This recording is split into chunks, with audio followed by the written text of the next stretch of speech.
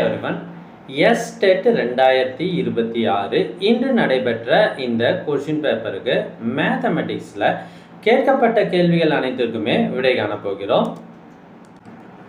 முதல் கேள்வி 1,00,000. இதில் கால் பங்கு, அரை பங்கு மற்றும் 4/3 4/3 என்ன? முக்கால் பங்கு. ஸோ இதெல்லாம் என்ன அப்படின்னு பார்க்க போகிறோம். 1,00,000ல் கால் பங்கு என்பது 25,000. அதாவது அதை 1/4 பெருக்குனா 25,000 வரும். அடுத்தது அரை பங்கு என்பது 1/2 பெருக்கணும். 1/2 பெருக்குனா 50,000 வரும். முக்கால் பங்கு என்பது 3/4 பெருக்கணும், 75,000. ஆப்ஷன் ஏ தான் சரியான விடை. இரண்டாவது கணக்கு பங்கு பிரித்தல் கணக்கு. குமார் என்பவர் ரூபாய் 24,000ல் 4/3 பகுதியை வங்கியில் முதலீடு செய்கிறார். மீதமுள்ள தம் தொகையில் தம் இரு மகள்களுக்கு சரிசமமாக பிரித்து அளிக்கிறார். 2 daughters equally. அவரின் ஒவ்வொரு மகளும் பெறும் தொகை எவ்வளவு? மொத்தம் 24,000 இருக்கு. அதில் முக்கால் பங்கு வங்கியில் போட்டாங்க. மீதி பங்கு 1/3 போனால் கால்.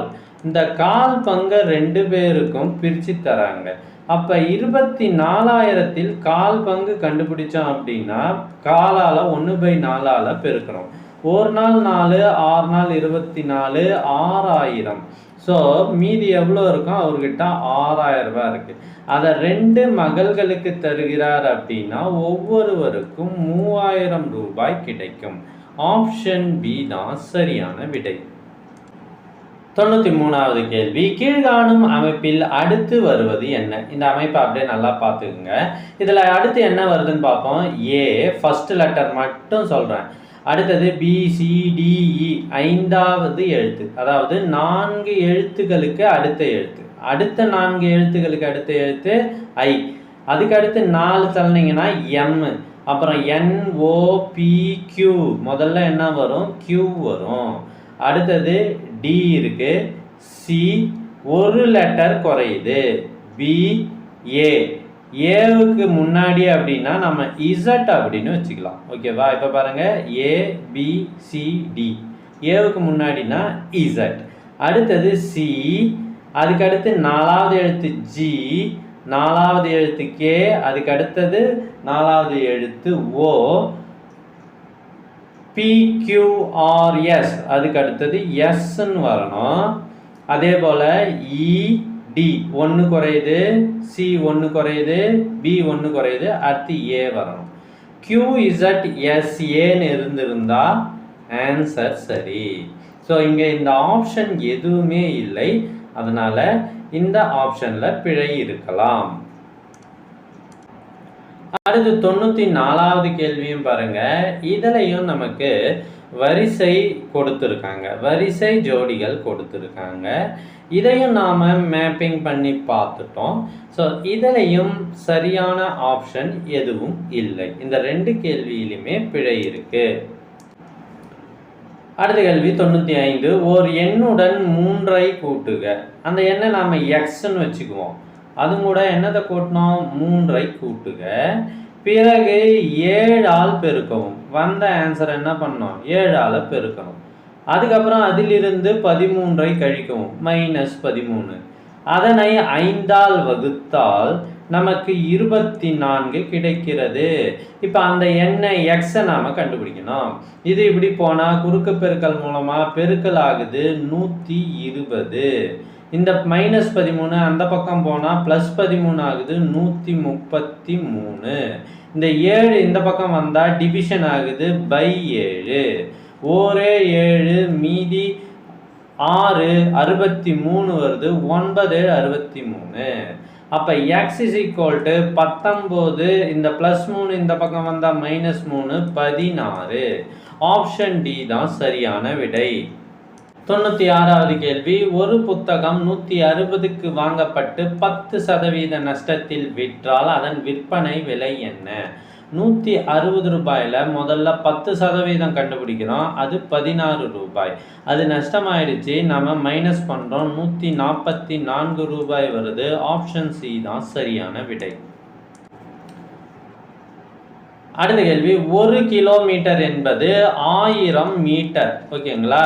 1000 மீட்டர் இங்கே இல்லையே அப்படின்னு பார்த்தீங்கன்னா, மீட்டரை நம்ம சென்டிமீட்டராக மாற்றும் போது கூட 2 ஜீரோவை சேர்த்துடுறோம். அப்போ 1,00,000 சென்டிமீட்டர்னு வருது. அப்போ ஏக்கு ஆப்ஷன் 3 எங்கே இருக்குது பாருங்க, இதோ இருக்குது. இதுதான் ஆன்சர் வரப்போகுது. அடுத்து 1 மைல் என்பது 1.610 கிலோமீட்டர். 3/4 கிலோமீட்டர் என்பது இது 1,00,000னா 75,000. 4/5 மீட்டர் என்பது 800 மில்லிமீட்டர். ஆப்ஷன் சி தான் சரியான விடை. பின்வரும் வட்டி வீதங்களில் எந்த வட்டி வீதத்திற்கு அசல் ரூபாய் 1800க்கு ஒரு வருடத்திற்கு தனி வட்டியாக ரூபாய் 270 கிடைக்கும்? அதாவது தனி வட்டின்னு சொல்லிட்டாங்க. அசல் P = 1800, ஒரு வருடம் அப்படின்னா N = 1, இது I = 270.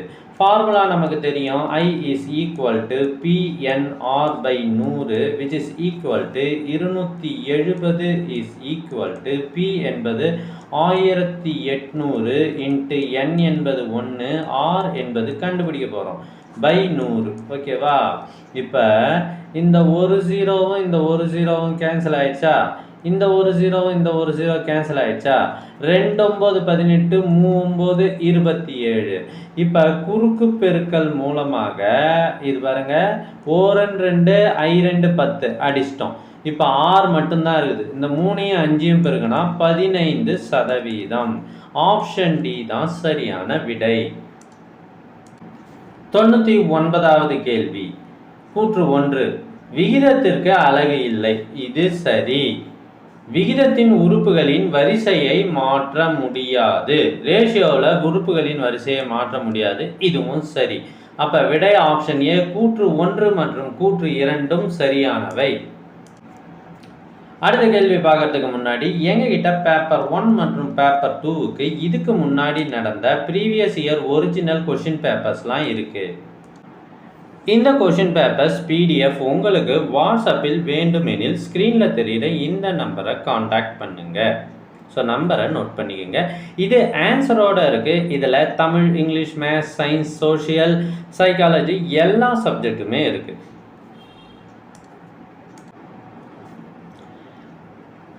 கடிகாரம் ஒன்று சராசரியாக 7 AM என காட்டுகிறது. இது தவறான வார்த்தை. பாருங்க, சராசரின்னு சொல்லக்கூடாது. அக்யூரேட் அப்படின்னா சரியாக அப்படின்னு சொல்லியிருக்கணும். இதில் தவறு இருக்கு. சரியாக 7 AM என காட்டுகிறது எனில் 1 PM போது முள்ளானது நகரும் கோணத்தின் மதிப்பு. மணி முள்ளானது நகரும் கோணத்தின் மதிப்பு. இந்த 7 மணி என்பது 1 மணின்னு வரும் பொழுது இந்த மணி முள் எத்தனை டிகிரி நகர்ந்துருக்கும்? ஸ்ட்ரைட்டாக ஆப்போசிட்டுக்கு போகுது இல்லையா? 7லிருந்து 1, அப்போ 180 டிகிரின்னு கண்டுபிடிச்சிடலாம். சார், இதுவே 7லிருந்து 2க்கு போச்சு அப்படின்னா எப்படி கண்டுபிடிப்பீங்க அப்படின்னா, 1 மணி நேர நகர்வுக்கு மணி முள் 30 டிகிரி நகரும். இங்கே எத்தனை மணி நேரம் ஆயிருக்கு? மொத்தமாக 6 மணி நேரம் ஆயிருக்கு. அப்படின்னா 180 டிகிரி நகர்ந்துள்ளது. சப்போஸ் 7 மணி நேரம் மொத்தமாக ஆயிருக்குன்னா 210 டிகிரி. ஸோ ஆப்ஷன் பி தான் சரியான விடை. 101. ராம் 5 லிட்டர் 750 மில்லி லிட்டர் கொள்ளளவு கொண்ட தண்ணீர் குடுவையை சுற்றுலாவுக்கு கொண்டு வந்தான். அவன் நண்பர்கள் 1 லிட்டர் 300 மில்லி லிட்டர் தண்ணீர் குடித்து விட்டனர். குடுவையில் உள்ள மீதி தண்ணீரின் அளவு. இது சாதாரண தசம எண்களின் கழித்தல், அவ்வளோதான். 5 லிட்டர் 750 மில்லி லிட்டர் அவர் கொண்டு வந்தார். அதில் 1 லிட்டர் 300 மில்லி லிட்டரை குடிச்சிட்டாங்க. சாதாரண கழித்தல் பண்ணுங்க. 750ல் 300 போனால் ஆப்வியஸ்லி 450. 5ல் 1 போனால் 4. 4 litre 450 milli litre. Option C தான் சரியான விடை. அடுத்த கேள்வி, முற்பகல் 6 முற்பகல் மணிக்கு சரியான நேரத்தில் வைக்கப்பட்ட ஒரு கடிகாரமானது மணிக்கு 4 நிமிடங்கள் வீதம் தாமதமாக இயங்கினால் இரவு 7 மணி பிற்பகல் மணிக்கு அக்கடிகாரம் காட்டும் நேரத்தை கணக்கிடுக. ஸோ முற்பகல் 6 மணிக்கு சரியாக கடிகாரத்தை வச்சுட்டாங்களாம். அப்போ அது 1 மணி நேரத்துக்கு 4 நிமிஷம் ஸ்லோவாக ஓடுது. அப்போ பிற்பகல் 7 மணிக்கு எத்தனை அது கடிகாரம் என்ன காட்டும்? முதல்ல எத்தனை நிமிடங்கள் அது ஸ்லோவாக ஆகுது அப்படின்னு பார்க்க போகிறோம். அதுக்கு நாம் என்ன பண்ணுறோம், முற்பகல் 6 மணியிலிருந்து இரவு பிற்பகல் 7 மணி வரை மொத்தம் 13 மணி நேரம். 1 மணி நேரத்திற்கு 4 நிமிடம் தாமதமானால் மொத்தமாக 52 நிமிடங்கள் தாமதமாகும். அப்போ 7 மணியிலிருந்து 52 நிமிடங்களை கழிச்சிட்டோம் அப்படின்னா 6 மணி 8 நிமிடம். 6 மணி 8 நிமிடம்னு காட்டும். ஆப்ஷன் டி தான் சரியான விடை. ஏற்கனவே நாம் சொன்ன மாதிரி வயது கணக்குகள் இல்லாமல் கொஷின் பேப்பரே இல்லை என்று சொல்லலாம். இங்கே பாருங்கள், ஒரு தந்தை தன் மகனின் வயதை போல் 7 மடங்கு பெரியவர். ஃபாதரோட வயசு எஃப்னு வச்சுக்குவோம், சன்னோட வயசு எஸ்ன்னு வச்சுக்கிறோம். F is equal to 7s என்பது முதல் ஈக்குவேஷன். 3 ஆண்டுகள் கழித்து எஃப் ஃபாதருக்கு ஒரு 3 வயசு கூடுது, சன்னுக்கு ஒரு 3 வயசு கூடுது. இப்போ என்ன ஆகுதுன்னா அப்பாவோட வயது மகனின் வயதை விட 4 மடங்கு அதிகம். இப்போ நாம் இந்த 2 ஈக்குவேஷனையும் பயன்படுத்தி எஃப்ஐயும் எஸ்ஸையும் கண்டுபிடிச்சிட்டோம்னா ஆன்சர் வந்துடும்.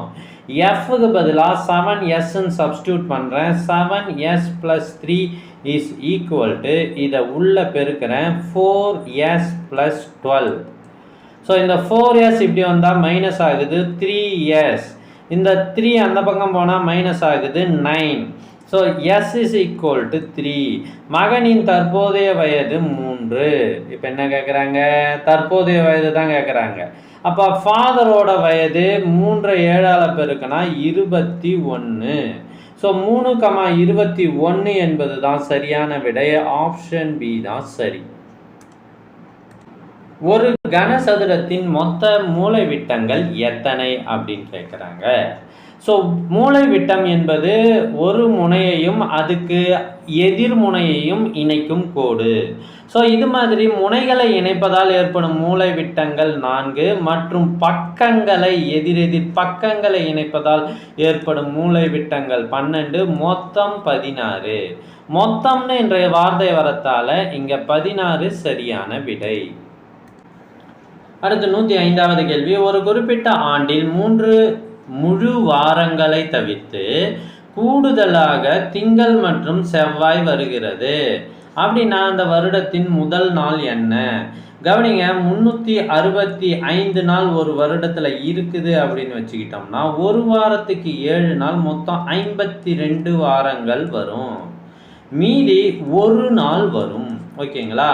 இந்த ஒரு நாள் தானே வரணும், ஆனால் 2 நாள் கொடுத்துருக்காங்க அப்படின்னா கொடுக்கப்பட்ட ஆண்டு 366 நாட்கள் இருக்கு. இதுக்கு மீதி 2 நாள் வரும் 7ஆல் வகுத்தா. மீதி எத்தனை நாள் வருகிறதோ அதில் எது முதல்ல வருதோ அதுதான் அந்த வருடத்தின் முதல் நாள். இப்போ திங்கட்கிழமை தான் இந்த வருடத்தின் முதல் நாள். கவனிங்க, ஒருவேளை வெறும் திங்கக்கிழமை மட்டும் எக்ஸ்ட்ராவாக வருதுன்னு சொன்னால் அது சாதாரண ஆண்டு முதல் நாள் திங்கக்கிழமை. இதில் 2 கிழமை எக்ஸ்ட்ராவாக வந்தாலும் முதல் நாள் அப்படின்னு பார்க்கும்போது அது திங்கட்கிழமை தான். ஸோ அந்த ஆண்டின் முதல் நாள் திங்கட்கிழமை. 106வது கேள்வி. The volume of the cube with side x + 5 centimetre is. அதாவது ஒரு கனசதுரத்தின் நமக்கு கன அளவு a³. a என்பது அதனுடைய பக்கம் x + 5ன்னு கொடுத்துருக்காங்க. a³ என்பது x + 5 the whole cube. Just formula படி எக்ஸ்பேண்ட் பண்ணுறேன். Formula a + b whole cube is equal to a³ + 3a² b + 3ab² + b³ என்பது ஃபார்முலா. ஸோ இந்த ஃபார்முலாவில் எக்ஸ்பேண்ட் பண்ணால் x³ + 3x² 5 + 3x5² + 5³ என்பது விடை. இதில் இருக்கிறதெல்லாம் நம்ம சுருக்கிறோம். x³ வந்துடும். ஃபஸ்ட்டு x³, அடுத்தது 3 5 15x². எங்கே இருக்குது பார்க்கலாமா? x³ 15x², 2 இடத்துல இருக்குது. அப்போ இதையும் நம்ம கண்டுபிடிக்கணும். 5² 25, 3 25 75x. 75x plus 5 கியூப்ன்றது 125. ஓகேவா? ஸோ ஆப்ஷன் ஏவில் தான் இந்த ஆன்சர் இருக்கு. ஆப்ஷன் ஏ தான் சரி. ஒரு ஜோடி எதிர்பக்கங்களை இணையாக கொண்ட நாற்கரம். அவசரப்படாதீங்க, இணைகரம்னு குறிச்சிடாதீங்க. ஏன்னா கேள்வியில சரியா கொடுத்துருக்காங்க. 2 ஜோடி இல்ல, ஒரு ஜோடி எதிர்பக்கங்கள் மட்டும் இணையாக இருந்தால் a quadrilateral which a pair of opposite sides are parallel. a pair ஒரு ஜோடி மட்டும் இணையாக இருந்தால் அது சரிவகம். 2 ஜோடி எதிர்பக்கங்களும் இணையாக இருந்தால்தான் அது இணைகரம். ஓகேவா? அடுத்த கேள்வி, ஓர் இணைகரத்தின் வெப்பம் சீராக குறைகிறது. ஒரு இடத்தில் வெப்பம் சீராக குறைகிறது. மேலும் 6 மணி நேர இடைவெளியின் போது வெப்பம் 42 டிகிரி செல்சியஸ் குறைந்தது எனில் ஒவ்வொரு மணி நேர இடைவெளியிலும் குறைந்த வெப்பத்தின் அளவு. ஒரு 42 டிகிரி 6 மணி நேரத்தில் குறையுது. அப்போ 1 மணி நேரத்துக்கு வகுத்துடணும். 7 6 42. Option C 7 degree Celsius. அடுத்தது 5 power 0 less than root 25 less than cube root 125 to the square 4th root 125 to the power 4. இது சரியா? கூற்று 1. அடுத்து இது சரியான்னு செக் பண்ணுவோமா? முதல்ல 5 power 0னா 1, ஸ்கொயர் ரூட் ஆஃப் 25னா 5, கியூப் ரூட் ஆஃப் 125 அப்படின்றது 5 கியூப்னு எழுதலாம். ஸோ 5 கியூபுக்கு கியூப் ரூட் எடுத்தால் 5, அதை ஸ்கொயர் பண்ணுறாங்க, 5 ஸ்கொயர். இப்போ 4th root of 125 to the power 4. அப்போ இந்த 4ம் இந்த 4ம் கேன்சல் ஆகிட்டு 125ன்னு நிற்கும். 125 என்பது 5 கியூபு. ஸோ இது சரியாக இருக்கானா? ஆமாம், கரெக்டாக இருக்குது. 1 விட 5 பெருசு, 5 விட 5 ஸ்கொயர் பெருசு, அதை விட 5 கியூபு பெரியது. ஓகே, அடுத்து இதை பார்க்கலாமா? 10 power 5 இது 100 to the power ஸ்கொயர். இதை நம்ம எப்படி வச்சுக்கலாம்? 100 10 ஸ்கொயர்னு எழுதலாம். 10 square whole square, that is 10 power 4. கவனிங்க, 100 10 ஸ்கொயர்னு வச்சுக்கிறேன். அதுக்கு ஸ்கொயர் போட்டால் அடுக்கின் அடுக்கை பெருக்கி கொள்ளலாம். 10 power 4 எழுதியாச்சா? அடுத்து 10 கியூப், 100 10 ஸ்கொயர், 10 power 0. இது 10^5 இதை விட பெருசு. ஆமாம், அதை விட 10 கியூபை விட இது பெருசு. இது 10 ஸ்கொயரை விட பெருசு. இது 10^0 விட பெருசு. ஸோ இரண்டுமே சரி. கூற்று 1 மற்றும் கூற்று 2 சரி. ஆப்ஷன் பி சரியான விடை. டெட் எக்ஸாமுக்கு இதற்கு முன்னாடி நடந்த previous year original question paper அனைத்தும் சால்வ் செய்யப்பட்டு விளக்கத்துடன் சால்வ் செய்யப்பட்டு நாங்கள் வீடியோ போட்டிருக்கோம். இந்த வீடியோ கம்ப்ளீட்டாக இருக்கும். ஸோ ரொம்ப தெளிவாக இருக்கும். இந்த வீடியோ எல்லாமே எல்லாருக்குமே ஃப்ரீ. ஸோ இந்த வீடியோ உங்களுக்கு வேணும்னா ஸ்க்ரீனில் தெரிகிற இந்த நம்பருக்கு TNTET அப்படின்னு வாட்ஸ்அப் மெசேஜ் பண்ணுங்கள். உங்களுக்கு வாட்ஸ்அப்பில் இந்த வீடியோஸ் அனைத்துமே அனுப்பி வச்சிடுறேன். இதோட மட்டும் இல்லாமல் டெட் எக்ஸாம் டிஎன்பிஎஸ்சி எக்ஸாமுக்கான வீடியோஸும் நம்ம சேனலில் இருக்குது. நீங்கள் கேட்டிங்கன்னா அதையும் அனுப்பிடுறேன். தலைப்பு வாரியான வீடியோஸும் இருக்குது, அதையும் அனுப்பிடுறேன். அடுத்து பின்வருவனவற்றுள் எது சரின்னு கேட்டிருக்காங்க. ஒவ்வொன்றும் சரியான்னு செக் பண்ணணும். நீங்கள் கவனிங்க, இந்த நம்பரை 200ஆல் வகுத்து நீங்கள் செக் பண்ணலாம், நோ ப்ராப்ளம். ஆனால் வேறு ஐடியா இருக்கா சார்னா, இந்த நம்பரை, இந்த பின்னத்தை மேலேயும் கீழேயும் 5ஆல் பெருக்கிட்டீங்க அப்படின்னா கீழே 1000ன்னு வந்துடும். இப்போ மேலே இருக்கிறத நம்ம பெருக்குனா 2895ன்னு வரும். பை 1000ன்றதால 3 இலக்கம் தள்ளி புள்ளி வச்சா 2.895ன்னு வரும். அப்போ ஏ தவறு. அடுத்து இந்த பின்னத்தை என்ன சார் பண்ணுறதுன்னா, மேலேயும் கீழேயும் 8ஆல் பெருக்குங்க, கீழே 1000 வந்துடும், மேலே 2176 வந்துடும். 3 இலக்கம் தள்ளி புள்ளி வச்சிங்கன்னா 2.176 என்பது சரி. ஆப்ஷன் பி தான் சரி. சார் இது எப்படி சார் பண்ணுறது அப்படின்னா, மேலேயும் கீழேயும் 5ஆல் பெருக்குனீங்கன்னா பை 100 வந்துடும். அப்போ 25/100 என்பது 0.25, அதனால் இதுவும் தவறு. அப்போ இதை என்ன சார் பண்ணலான்னா, மேலேயும் கீழேயும் 4ஆல் பெருக்குனீங்கன்னா கீழே 1000 வந்துடும். 28 3 இலக்கம் தள்ளி புள்ளி வச்சா 0.028. அப்போ இதுவும் தவறு. ஆப்ஷன் பி தான் சரியான விடை. அடுத்த கேள்வி, ரூபாய் 5 மற்றும் ரூபாய் 10 மதிப்புகளை மட்டுமே கொண்ட 100 பணத்தாள்கள் உள்ளன. அதன் மதிப்பு ரூபாய் 600 எனில் ஒவ்வொரு மதிப்புடைய பணத்தாளும் எத்தனை உள்ளன? இப்போ இது புக்கில் இது மாதிரியான கேள்வி இருக்கானா? இருக்குது. ஸோ எப்படி என்ன சார் இப்போ சொல்லியிருக்காங்கன்னா, மொத்தமாக 100 பணத்தாள்கள் இருக்குது. 5 ரூபாயில் எக்ஸ் பணத்தாலும் 10 ரூபாயில் ஒய் பணத்தாள்களும் இருக்குது, ரூபா நோட்டு இருக்குது அப்படின்னு வச்சுக்கிட்டா மொத்தமாக x plus y is equal to 100. Equation number 1. அடுத்தது 5 ரூபாயில் எக்ஸ் பணத்தால் இருக்குது. அப்போ 5 ரூபாய் மதிப்பு 5 ரூபாயின் மதிப்பு 5x. அடுத்தது 10 ரூபாயில் ஒய் இருக்குது. 10 ரூபாயின் மதிப்பு 10y. இது ரெண்டுத்தையும் கூட்டினா 600 ரூபாய்க்கு சமம். So equation number 2. இது ரெண்டுத்தையும் சால்வ் பண்ணால் ஆன்சர் நமக்கு வந்துட போகுது. ஸோ மொதல் ஈக்குவேஷனை நான் 5ஆல் பெருக்கிறேன். 5x + 5y is equal to 500. So கழித்தோம் அப்படின்னா இங்கே 10yல 5y போனால் 5y is equal to 100. So y is equal to 20. ஓகேவா? So y is equal to 20னுமா 10 ரூபா நோட்டு 20 இருக்கிறது. ஒய் 20ன்னு 1வது ஈக்குவேஷனில் சப்ஸ்டியூட் பண்ணால் எக்ஸ் 80ன்னு வந்துடுது. ஸோ 5 ரூபாய் நோட்டு 80 இருக்குது. அப்போ விடை 80,20 பணத்தாள்கள். ஆப்ஷன் சி தான் சரி. அடுத்து, given the statements. Statement 1, a linear equation in two variables represent a straight line xy plane in xy plane. இரு மாறிகளில் அமைந்த ஒரு நேரிய சமன்பாடு xy தளத்தில் ஒரு நேர்கோட்டை குறிக்கும் என்பது சரி. ஆமாம், நேரிய சமன்பாடு நேர்கோட்டை குறிக்கும். இப்போ கொடுத்துருக்கிறது xyயில் அமைந்த ஒரு நேரிய சமன்பாடுன்னு சொல்கிறாங்க. இது தவறு. ஏன்னா இது இருபடி சமன்பாடு. இதனுடைய படிகளை நீங்கள் எண்ணிங்கன்னா 1 1 2ன்னு வந்துடும். X plus y is equal to 7ன்னு வச்சா அது நேரிய சமன்பாடு. இதுவே எக்ஸும் ஒய்யும் பெருக்கிற மாதிரி வச்சுட்டா அது இருபடி சமன்பாடு. எக்ஸ் ஸ்கொயர்னு வந்தாலும் ஒய் ஸ்கொயர்னு வந்தாலும் படி 2, அது இருபடி சமன்பாடு.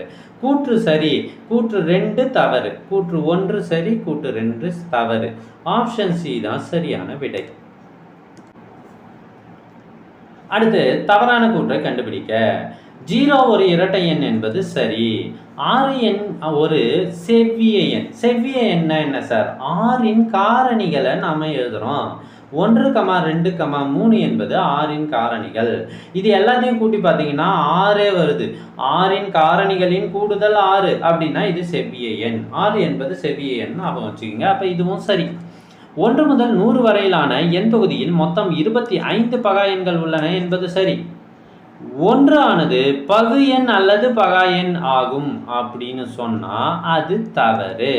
ஏன்னா அது பகு எண்ணும் அல்ல பகா எண்ணும் அல்லன்னு சொன்னாதான் சரி.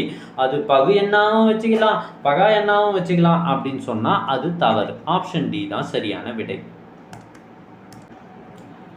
டெட் எக்ஸாம் மற்றும் டிஎன்பிஎஸ்சி மேத்ஸ் எக்ஸாம் இது ரெண்டுத்துக்குமே நன்கு திட்டமிடப்பட்ட டெஸ்ட் பேட்ச் மூலமாக நாங்கள் பயிற்சி அளிச்சுட்டு வரோம். இந்த பயிற்சியில் நீங்கள் சேர்ந்து பயன்பெறணும் அப்படின்னா நீங்கள் ஸ்க்ரீனில் தெரிகிற இந்த நம்பரை காண்டாக்ட் பண்ணுங்கள். டெட் எக்ஸாமை பொறுத்த வரைக்கும் ஒவ்வொரு வகுப்புக்கும் ஒவ்வொரு பாடத்திட்டம் பள்ளி பாட புத்தகத்தின் அடிப்படையில் 20 தேர்வுகள் நன்கு திட்டமிடப்பட்டு முன்கூட்டியே நாங்கள் சிலபஸ் சொல்லிடுறோம். இந்த பாடங்களில் தான் படிக்கணும் அப்படின்னு அந்த பாடங்கள்லேருந்து கேள்விகள் கேட்கப்படுகிறது.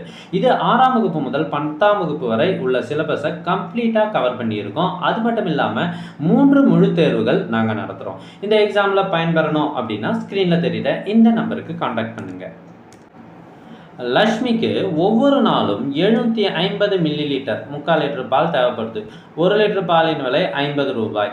அவங்க ஒரு மாதத்திற்கு ஆகும் செலவு. சார் ஒரு மாதம்னா 31 நாளா, 28 நாளா, 29 நாளா, 30 நாளா கொடுக்கல. அது மாதிரி கொடுக்கல அப்படின்னா நம்ம 30 நாள்னு வச்சுக்கணும். ஸோ நாம் இப்போ என்ன பண்ணோம், 750 மில்லி லிட்டர், 1 லிட்டரின் விலை 50 ரூபாய். இது 30 நாளைக்கு நாம் பெருக்கி போட்டோம்னா 1125 வரும். ஆப்ஷன் சி தான் சரியான விடை. சாதாரண பால் கணக்கு தான். இரு சகோதரிகள் ஒரு அறையில் விளையாடி கொண்டிருந்தனர். ஒருவரின் முத்து மாலை அறுந்துவிட்டது. அம்மாலையில் இருந்த மொத்த முத்துக்களின் எண்ணிக்கையில் 3இல் 1 பங்கு தரையில் விழுந்தன, 5இல் 1 பங்கு கட்டிலில் விழுந்தன. அப்புறம் மீதி விழாமல் இருந்ததை ஒருவர் 6இல் 1 பங்கை பிடித்து விட்டார், மற்றொருவர் 15இல் 1 பங்கை கீழே விழாமல் பிடித்தார். அப்படின்னா அவங்களுக்கு மொத்தமாக 70 முத்துக்கள் மட்டுமே மீதம் இருந்தது. கீழே விழாமல் எவ்வளோ இருந்தது, 70 முத்துக்கள் மட்டுமே இருந்தது. அதில் இருந்த மொத்த முத்துக்கள் எத்தனை? மொத்த முத்துக்களை நாம் எக்ஸ்ன்னு வச்சுக்கிறோம் அப்படின்னா அதில் பிடிபட்ட முத்துக்கள் கீழே விழாமல் பிடிச்சிட்டாங்க இல்லையா, அந்த முத்துக்களை மட்டும் நம்ம கணக்கு பண்ணுறோம். 6இல் 1 பங்கை ஒருத்தவர் பிடிச்சாரு, இன்னொருத்தவங்க 15இல் 1 பங்கை பிடிச்சாங்க. அப்படின்னா இது ரெண்டும் சேர்த்து 70. இப்போ எக்ஸை நம்ம கண்டுபிடிச்சிட்டோம்னா மொத்த முத்துக்கள் வந்துடும். மொத்த முத்துக்களில் 6இல் 1 பங்கு ஒருத்தவங்க பிடிச்சாங்க, 15இல் 1 பங்கு பிடிச்சாங்க. எல்சிஎம் 30. 6க்கும் 15க்கும் எல்சிஎம் எடுத்திங்கன்னா 30 வரும். IR 30 5x plus 2 15 30 2x is equal to 70. இது கூட்டினீங்கன்னா 7xன்னு வரும். So 7 10 70. So X is equal to 300. 10யும் 30யும் பெருக்குனா 300. ஆப்ஷன் சி தான் சரியான விடை. 116. 6 சென்டிமீட்டர் நீளமும் 2 சென்டிமீட்டர் அகலமும் கொண்ட செவ்வகத்தின் ஓரலகு சதுரங்களின் எண்ணிக்கை. ஓரலகு சதுரம்னா அதனுடைய ஏரியா 1 சென்டிமீட்டர் ஸ்கொயர். ஓகேங்களா? மொத்தமாக செவ்வகத்தின் பரப்பளவை நம்ம கண்டுபிடிக்கிறோம். செவ்வகத்தின் பரப்பளவு is equal to L into B. இது ரெண்டுத்தையும் பெருகுனா 6யும் 2யும் பெருகுனா 12 வரும். ஸோ சதுரத்தின் பரப்பளவு 1 இஸ் ஈக்குவல் டு 12. அப்போ இந்த சதுரத்தின் பரப்பளவை கூற்று 1 சரி. ஏன்னா எத்தனை சதுரங்கள் பண்ண முடியும்னா 12 சதுரங்கள் அதிலிருந்து எடுக்க முடியும். இப்போ கூற்று 2 அதே மாதிரி ஆராய்ச்சி செய்கிறோம். 4 சென்டிமீட்டர் பக்க அளவுடைய சதுரத்தின் ஓரலகு சதுரங்களின் எண்ணிக்கை 8. 4 சென்டிமீட்டர் பக்க அளவுடைய சதுரத்தின் பரப்பளவு A ஸ்கொயர் 4 ஸ்கொயர் 16. அப்போ 16 சதுரங்களை அதிலிருந்து நாம் எடுக்க முடியும். அப்போ இது தவறு. கூற்று 1 சரி, கூற்று 2 தவறானது. ஆப்ஷன் பி தான் சரி. ஆப்ஷன் சி தான் சரி. 117வது கேள்வி. 1 டன் என்பது 1000 கிலோகிராம், 1 குவிண்டால் என்பது 100 கிலோகிராம், 1 சவரன் என்பது 8 கிலோகிராம், 1 கிலோகிராம் என்பது 1000 கிராம். ஸோ ஏக்கு 4ன்னு இருக்கணும், சாரி ஏக்கு 3ன்னு இருக்கணும், எல்லாமே அதான் இருக்குது. பிக்கு என்ன இருக்கணும், பிக்கு 4ன்னு இருக்கணும். ஸோ இது ரெண்டும் பிக்கு 4ன்னு இருக்குது. அடுத்து சிக்கு 8 கிராம்னு இருக்கணும். 1 ஆப்ஷன் 1. ஸோ ஆப்ஷன் பி தான் சரியான விடை. 1 முதல் 5 வரையுள்ள இரட்டை பகா எண்கள் even prime numbers. Even prime even நம்பரில் பிரைம் நம்பர் 2 மட்டுமே. நீங்கள் 1 முதல் 50 வரைக்கும் தான் வச்சுக்கோங்க, 100 வரைக்கும் தான் வச்சுக்கோங்க. இரட்டை பிரைம் நம்பரில் 2 மட்டுமே. அதன் எண்ணிக்கை 1. ஸோ எண்ணிக்கை கேட்குறாங்க 1. ஓகேவா? இதான் ஆன்சர். கீழ்கண்டவற்றில் எதற்கு x-1 ஆஸ் அ ஃபேக்டர்? அது ஒரு ஃபேக்டர். இதுக்கு மட்டும்தான் ஃபேக்டர். இந்த ப்ளஸ் வரதெல்லாம் -1 ஃபேக்டர் வரல. இது எப்படி சார் ஃபேக்டர்னா, x⁴ நம்ம x² ஹோல் ஸ்கொயர்னு எழுதலாம். அப்போ அதுக்கு ஃபேக்டர் என்ன பண்ணுறோம், x² + 1 இன்ட்டு x² - 1. மீண்டும் இதை நம்ம ஃபேக்டரைஸ் பண்ண முடியும். x² + 1 இன்ட்டு எக்ஸ் ப்ளஸ் ஒன்று இன்ட்டு எக்ஸ் மைனஸ் ஒன்று. ஸோ இதில் மட்டும்தான் எக்ஸ் மைனஸ் ஒன்று வருது. ஆப்ஷன் ஏ தான் சரியான விடை. 120 ஒரு ஜான் அளவுக்கு சமமானது அப்படின்னா 6 விரல்கள் என்பது தான் 6 ஃபிங்கர்ஸ் என்பது தான் சமமானது. இது பாரம்பரிய முறையில் கொடுக்கப்பட்டது. ஸோ இந்த வீடியோ யூஸ்ஃபுல்லாக இருந்தால் லைக் பண்ணுங்கள், யூஸ்ஃபுல்னு கமெண்ட் பண்ணுங்கள், உங்கள் ஃப்ரெண்ட்ஸுக்கு ஷேர் பண்ணுங்கள். அப்போ தான் அடுத்த வீடியோ போடுவதற்கு எனக்கு உற்சாகமாக இருக்கும். தேங்க்யூ ஃபார் வாட்சிங்.